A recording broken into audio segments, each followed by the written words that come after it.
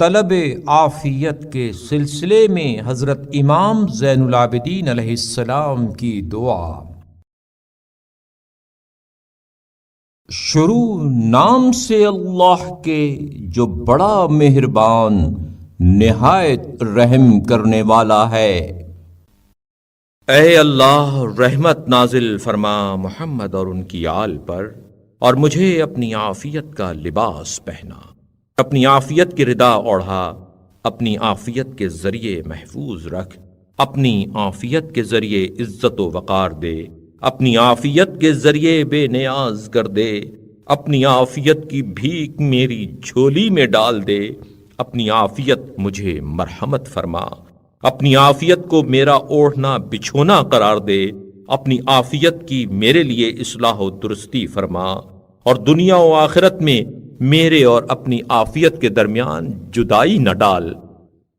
اے میرے معبود رحمت نازل فرما محمد اور ان کی آل پر، اور مجھے ایسی عافیت دے جو بے نیاز کرنے والی، شفا بخشنے والی، امراض کے دسترس سے بالا اور روز افزوں ہو، ایسی عافیت جو میرے جسم میں دنیا و آخرت کی عافیت کو جنم دے، اور صحت، امن، جسم و ایمان کی سلامتی، قلبی بصیرت، نفاذ امور کی صلاحیت،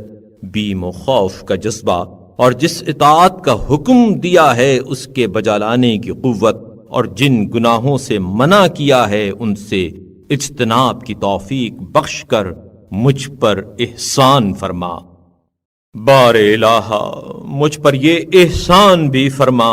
کہ جب تک تو مجھے زندہ رکھے، ہمیشہ اس سال بھی اور ہر سال حج و عمرہ اور قبر رسول صلی اللہ علیہ وآلہ وسلم اور قبور آل رسول سلام اللہ علیہم کی زیارت کرتا رہوں، اور ان عبادات کو مقبول و پسندیدہ، قابل التفات اور اپنے ہاں ذخیرہ قرار دے، اور حمد و شکر و ذکر اور ثنائے جمیل کے نغموں سے میری زبان کو گویا رکھ، اور دینی ہدایتوں کے لیے میرے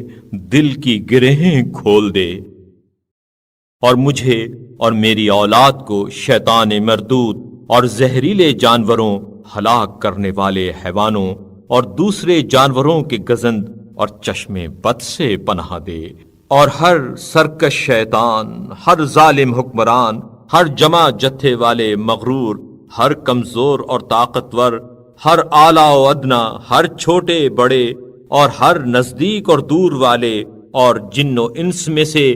تیرے پیغمبر اور ان کے اہل بیت سے برسر پیکار ہونے والے، اور ہر حیوان کے شر سے جن پر تجھے تسلط حاصل ہے، محفوظ رکھ، اس لیے کہ تو حق و عدل کی راہ پر ہے۔ اے اللہ محمد اور ان کی آل پر رحمت نازل فرما، اور جو مجھ سے برائی کرنا چاہے اسے مجھ سے روگردان کر دے،